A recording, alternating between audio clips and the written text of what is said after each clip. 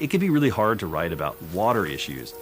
I mean, frankly, you say water issues and people, myself included, are probably like bored to tears. Like, what does that mean? It sounds like a problem, but I don't really know how it affects me or what it looks like. Who cares? But Jacob's Well takes all that and really distills it down to this literal hole in the ground.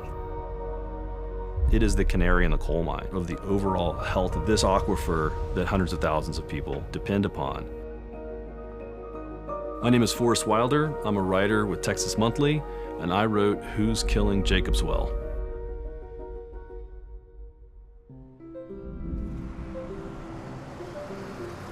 So I went to high school in Wimberley, and we lived not too far away from Jacob's Well.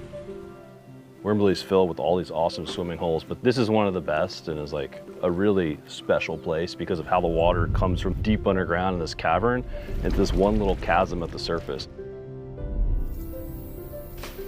You know, when it's healthy, there's a force to it. It's flowing, it's pulsing out from underground.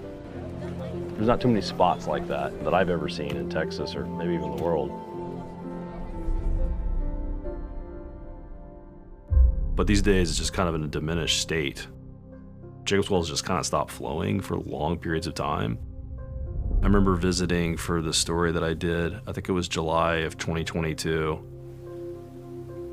You know, I hadn't been to Jacob's Well in a long time. And seeing it, I compared it to visiting a loved one in hospice.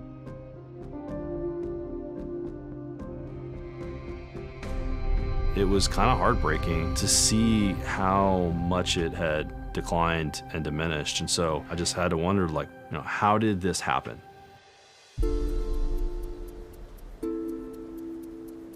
People think of the hill country, yeah, they're thinking about the rolling hills, wildflowers, but the other part of it is the water. These spring-fed streams that are just like iconic, that by and large, they are fed by aquifers. So there's aquifers all over the state of Texas. We can't see them, and so they're kind of mysterious, although they are the source of drinking water for millions of people. They're the source of water for farmers, for agriculture. These aquifers come to the surface in the form of springs and seeps.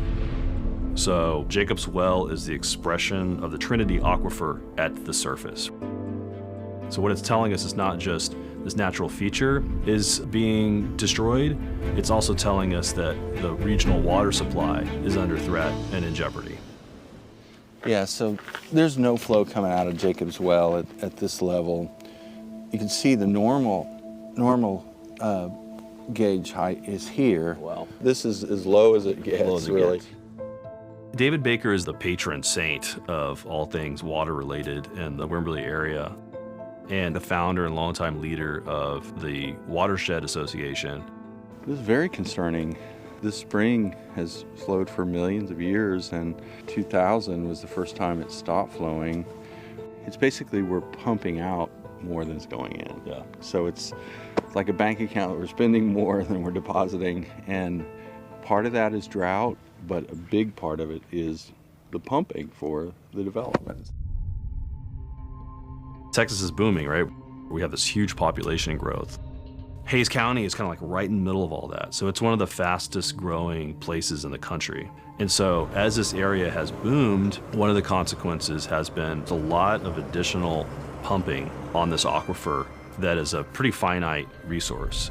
And essentially you have this water utility that's providing water to thousands of homes, but they're doing it out of wells that are tapped into the same part of the aquifer that Jacob's Well is. The 2022 Aqua Texas pumped nearly twice its permitted amount, and then in 2023, it massively overpumped again. In 2024, same problem. So you can see that there's a consistent issue here. Here's Jacob's Well, no flow. This is normal flow. This was a year and a half before. But why is that happening? Well, when Aqua turns their pumps on, you can see the correlation between the pumping and the spring flow. And so every day, you know, Aqua Texas turns their pumps on 3 times, and you can see that gauge go down as they pump. This is going on every day. And as you add more homes there, you add more water that's coming out of the aquifer. In 2023, I spoke to Aquatex's president. He said there were a number of things that they were doing to reduce pressure on the aquifer around Jacob's Well. One is they were going to crack down on wasteful customers to the extent that they can under Texas law. They were investing money in improving their infrastructure, so they'd have fewer leaks. And that they were also seeking alternative water supplies, specifically trying to open up new wells just outside of the Jacob's Well groundwater management zone. As of January 1st, 2025, they're still massively over pumping, and Jacob's Well continues to be dry. Unfortunately, this overpumping problem extends well beyond just Jacob's Well and the area serviced by Aquatexas. What's happening is as the aquifer is drawn down due to overpumping and drought, people's water wells are starting to fail. So there's people in the Wimberley area, for example, whose wells are now unable to produce adequate water for their household needs. And it's a big problem. And unfortunately, we continue to have this huge population growth, and droughts are getting worse. So the problem looks like it's likely to continue to worsen. There is a conflict here of values. Texas values free enterprise, and development can kind of happen at will. And that's one reason I think that the state is booming. On the other hand, water is essential to life. We rely on these aquifers for drinking water, for industry, for everything that makes modern life here possible.